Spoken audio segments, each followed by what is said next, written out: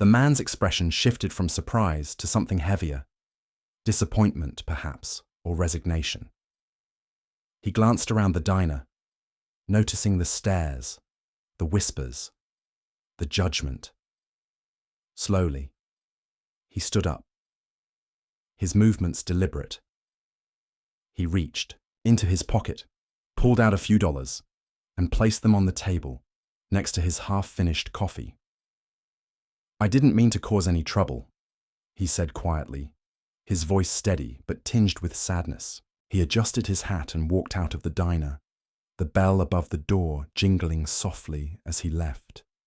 Emily watched him go, her heart sinking.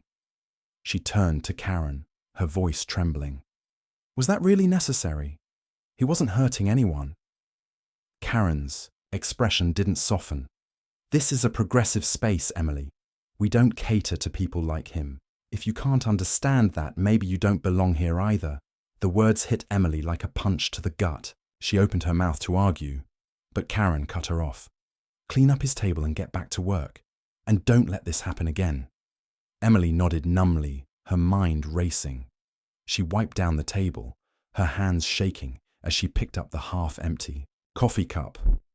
The man's face lingered in her mind, his tired eyes, his quiet demeanor. She couldn't shake the feeling that they had all just made a terrible mistake. The rest of her shift passed in a blur. The diner buzzed with chatter, but Emily felt disconnected, her thoughts consumed by what had happened. When her shift ended, she left without saying goodbye to anyone, her mind heavy with guilt and confusion. The next morning, Emily arrived at the diner early, as usual. The streets were quiet, the city still waking up. She unlocked the door, flipped on the lights, and began her usual routine. But as she stepped behind the counter, she noticed an envelope sitting on the cash register. Her name was written on the front in neat, bold letters. Curious, she opened it and pulled out a single sheet of paper. As she read the words, her heart began to race.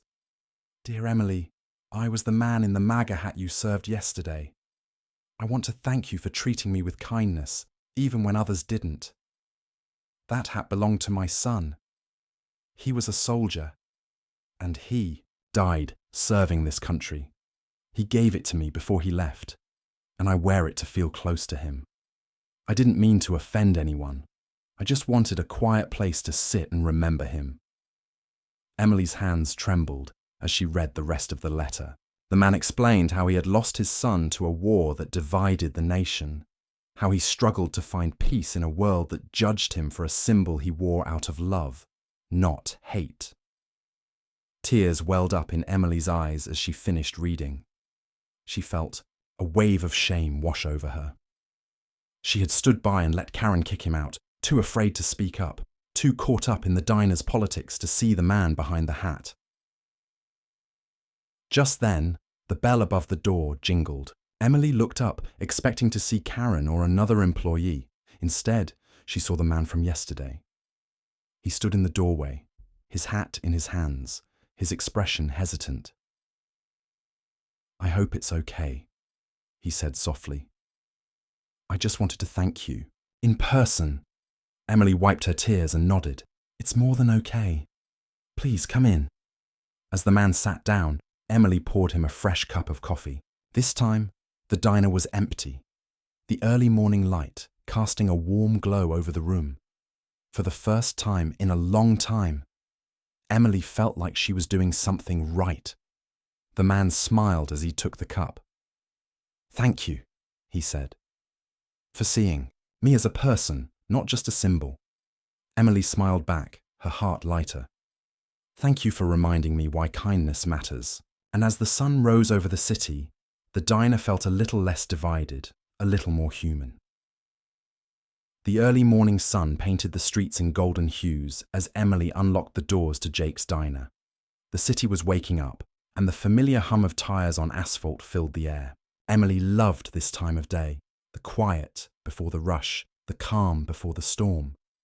But today, the calm was shattered when a man in a bright red MAGA hat walked in. The diner, a hub for progressive thinkers, fell silent as all eyes turned to him. Emily felt the tension immediately, but she approached him with her usual smile. "Good morning," she said. "What can I get you?"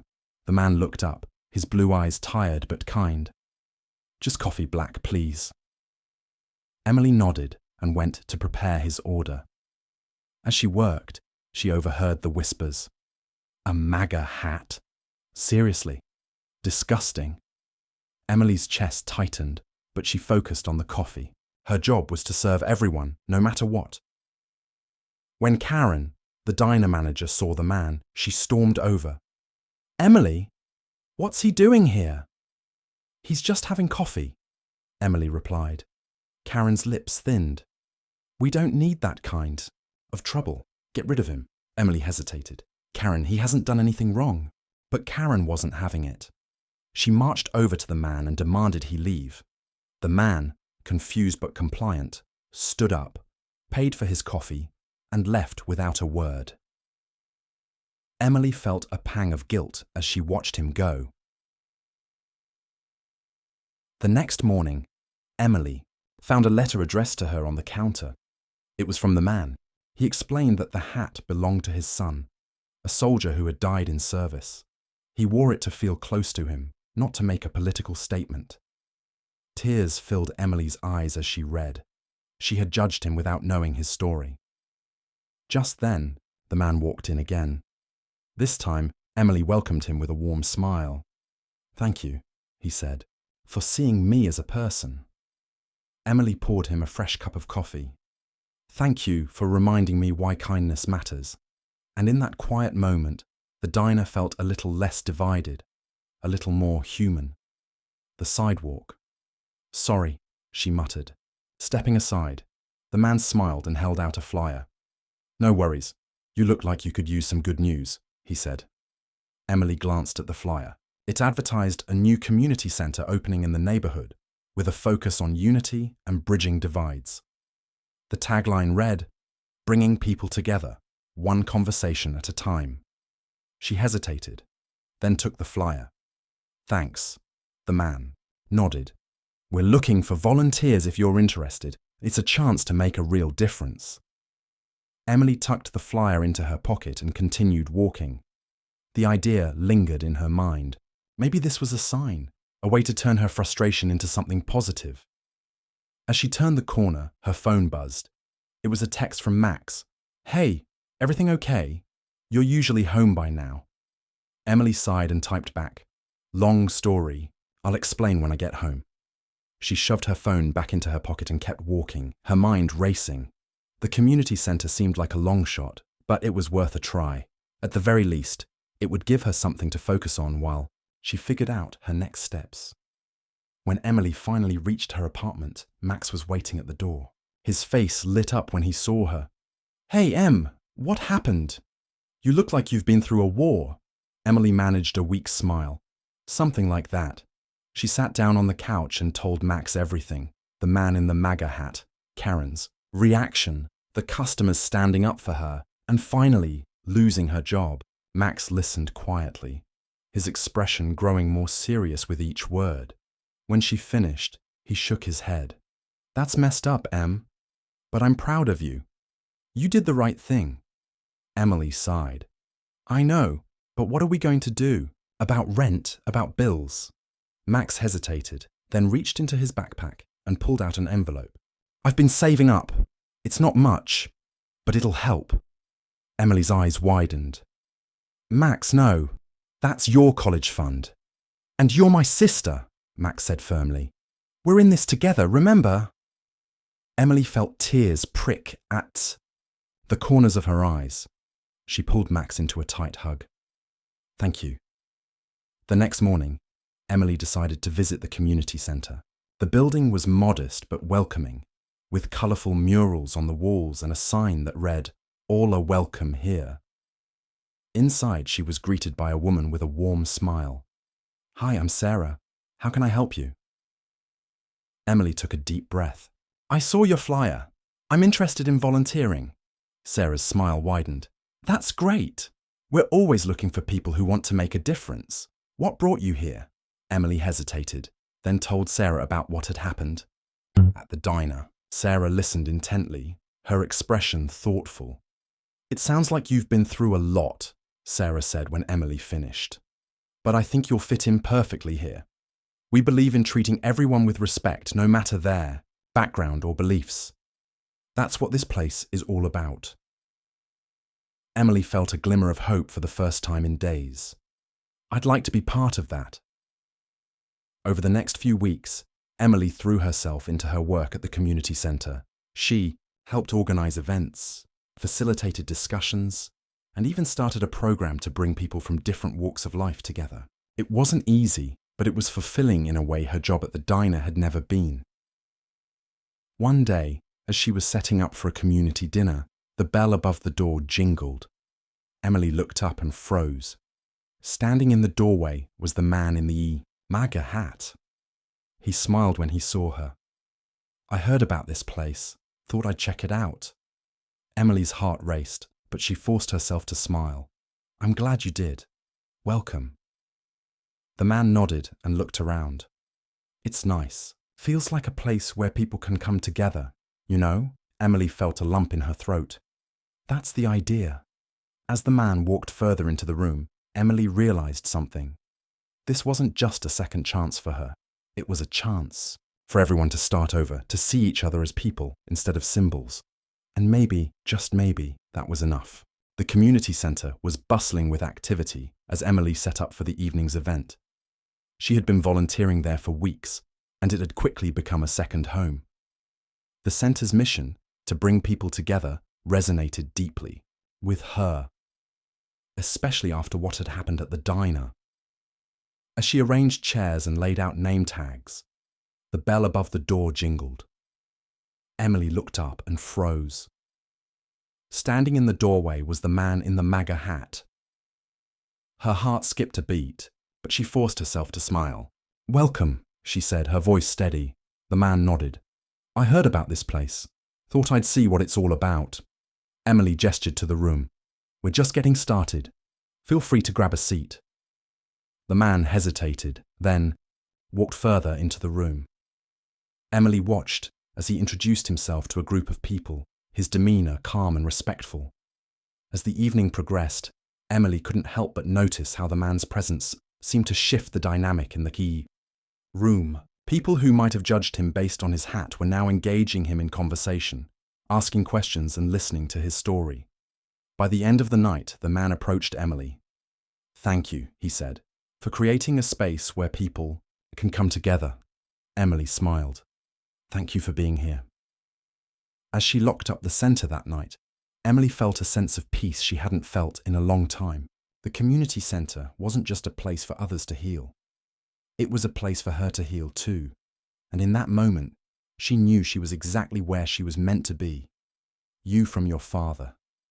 He saved my life, and now I want to help his daughter." Emily stared at the check, her mind racing. $5,000. It was more money than she'd seen in months. It could cover rent, bills, and maybe even give her some breathing room to figure out her next steps. But accepting it felt complicated. "I don't know," she said finally, her voice barely above a whisper. "This feels like too much." Jack leaned forward, his expression earnest. "Emily, your father was a good man. He believed in doing the right thing, even when it was hard. I see that same strength in you. You stood up for me when no one else would. Let me do this for you. It's not charity, it's gratitude." Emily's eyes welled up with tears. She looked at the check again, then at Jack. "I don't even know you," she said, her voice cracking. "You don't have to," Jack replied. "Sometimes people come into our lives for a reason. Maybe this is your father's way of looking out for you." Emily wiped her tears and took a deep breath. "Okay," she said finally. "Thank you." Jack smiled, a look of relief crossing his face. "You're welcome. And if you ever need anything else, don't hesitate to reach out." After Jack left, Emily sat at the kitchen table for a long time, staring at the check. She felt a strange mix of emotions: gratitude, disbelief, and a lingering sense of guilt. But beneath it all was a glimmer of hope. For the first time in weeks, she felt like things might actually work out. The next morning, Emily woke up with a renewed sense of purpose. She paid her bills, bought groceries, and even treated Max to lunch. As they sat at a small cafe, Max looked at her curiously. "You seem different," he said. "What's going on?" Emily hesitated, then told him about Jack's visit and the check. Max's eyes widened.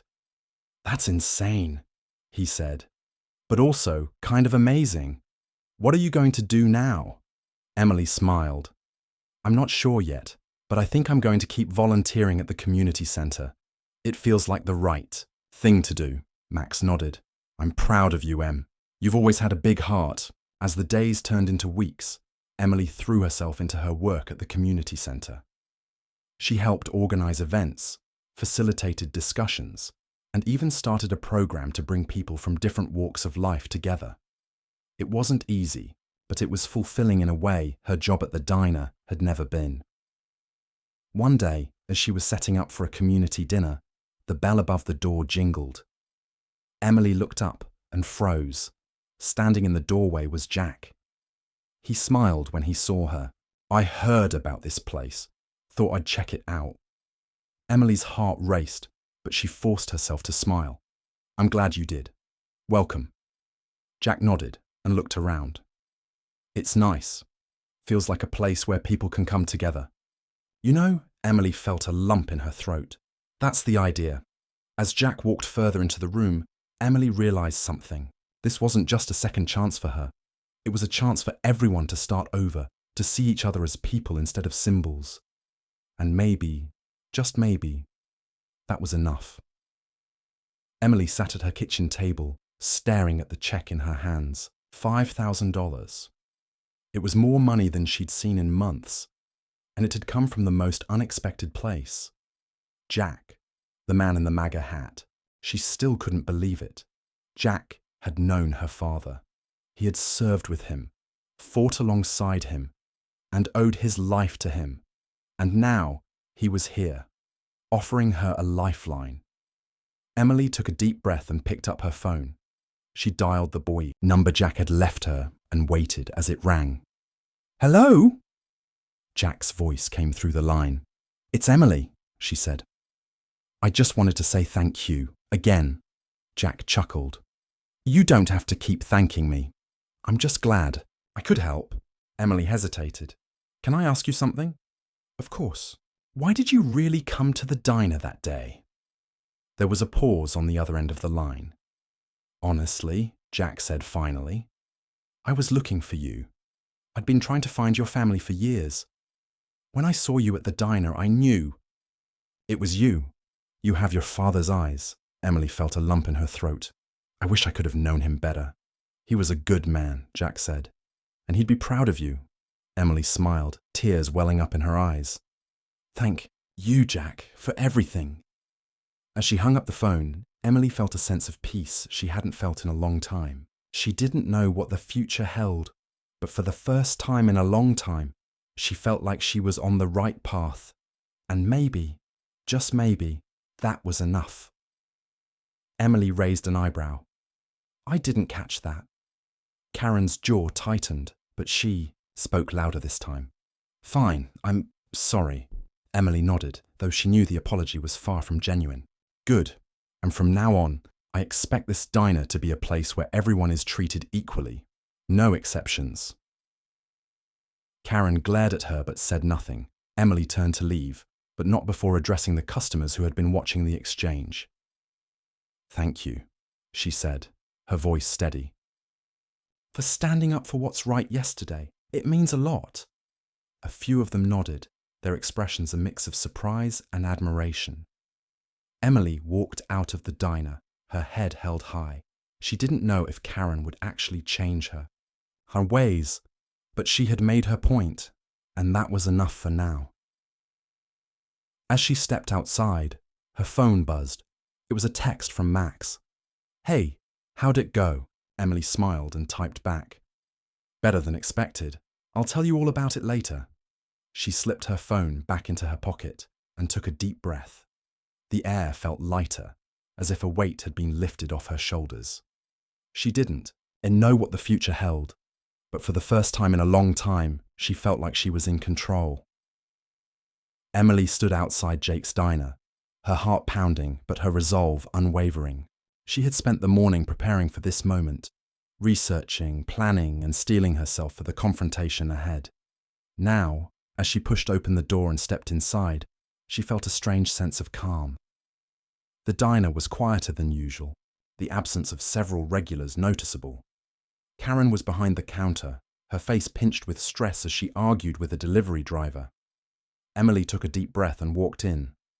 The bell above the door jingled, and Karen's eyes snapped toward her. "What are you doing here?" Karen demanded, her voice sharp. "I'm not here to work for you again," Emily said, her voice steady. "I'm here to talk."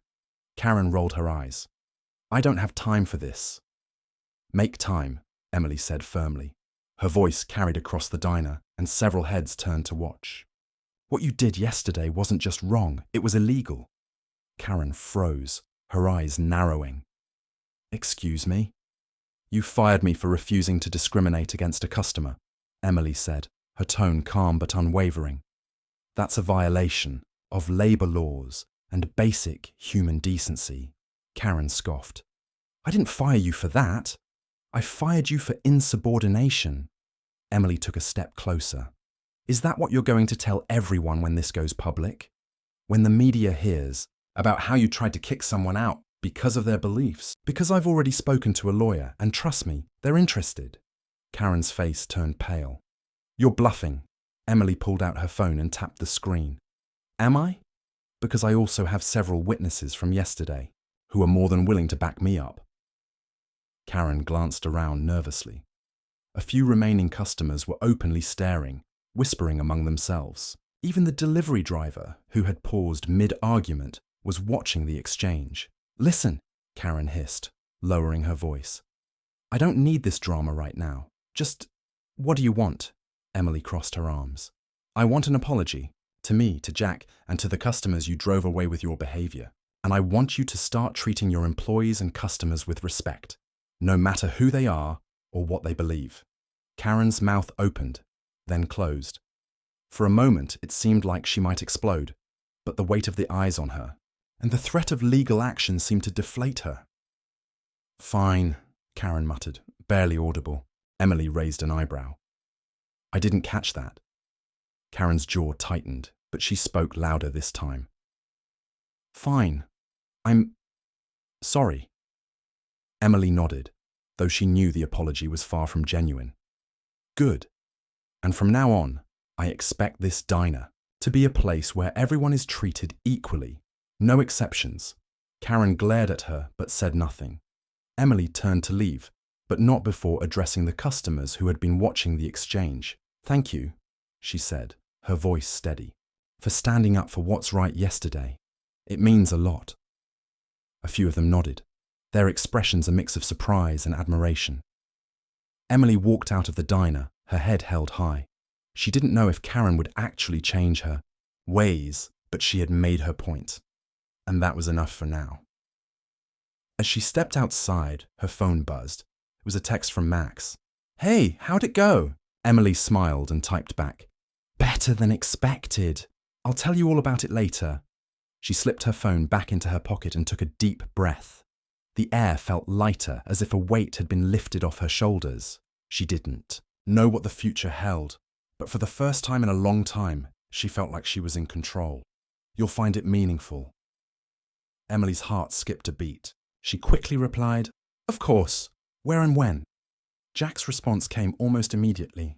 "Tomorrow morning, 10 a.m., at the Veterans Memorial Park. Bring Max if you can." Emily frowned, curious. What could Jack possibly want to show her at the park? And why involve Max? She decided not to overthink it and texted Max to let him know about the meeting. The next morning, Emily and Max arrived at Veterans Memorial Park. The park was quiet, with only a few joggers and dog walkers scattered around. They spotted Jack near a large stone monument, his hands in his pockets as he gazed at the names etched into the stone. "Jack," Emily called out as they approached. He turned and smiled warmly. "Emily, Max, thanks for coming. What's this about?" Max asked, his curiosity evident. Jack gestured to the monument. "This is the Veterans Memorial. Your father's name is here." Emily's breath caught in her throat. She stepped closer, her eyes scanning the names until she found it. Sergeant Michael Harper. Tears welled up in her eyes as she traced the letters with her fingers. I didn't know this was here." Jack nodded. "Your father was a hero, Emily. Not just to me, but to everyone he served with. I thought it was time you saw this." Max stood quietly beside her, his expression a mix of pride and sadness. "He never talked much about his time in the military," Max said softly. "He was a humble man," Jack replied, "but his actions spoke louder than words." Emily wiped her tears and turned to Jack. "Thank you for bringing us here." "It means a lot," Jack smiled. "There's more. Come with me." He led them to a nearby bench and pulled out a small, worn notebook from his jacket.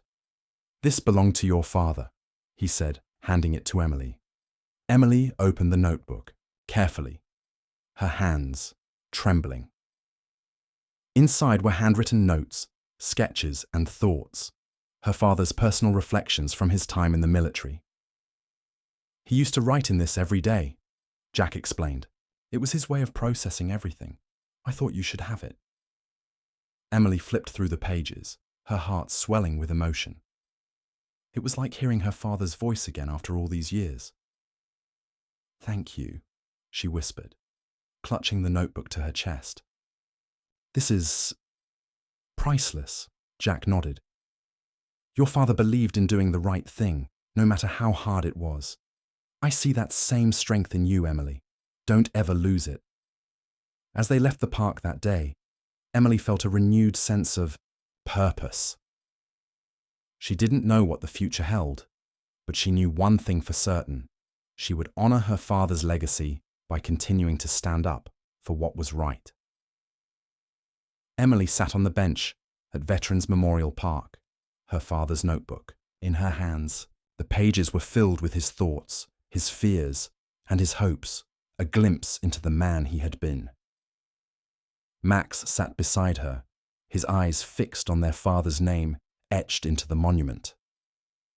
"I wish I could have known him better," Max said, quietly. "Me too," Emily replied. "But this helps." Jack stood nearby, giving them space but ready to answer any questions. Emily looked up at him. "Thank you, Jack, for everything." Jack smiled. "Your father was a good man. He'd be proud of you." Emily nodded, her heart full. She didn't know what the future held, but she knew one thing for certain. She would honor her father's legacy by continuing to stand up for what was right. As they left the park that day, Emily felt a renewed sense of purpose. She didn't know what the future held, but she knew one thing for certain. She would honor her father's legacy by continuing to stand up for what was right. Emily stood behind the counter of Jake's diner, her eyes scanning the bustling room. The diner had transformed under her leadership, becoming a hub of community connection and inclusivity. The community wall she had created was now filled with photos, notes, and stories from customers, each one a testament to the power of kindness and resilience. As she refilled a customer's coffee, she spotted Jack sitting in the same corner booth he had occupied on that fateful day. He waved her over, and she joined him with a smile. "How's the new manager doing?" Jack asked, grinning. "Busy," Emily replied, laughing. "But good. Really good." Jack leaned back, a satisfied look on his face. "Your dad would be proud." Emily's smile softened. "Thank you, Jack, for everything." As Jack left, Emily glanced at the community wall.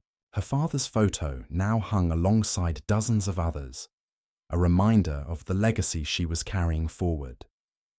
Her heart swelled with gratitude and determination. She had found her path, not just as a manager, but as someone who stood for kindness, fairness, and the legacy of a hero, and she knew this was only the beginning.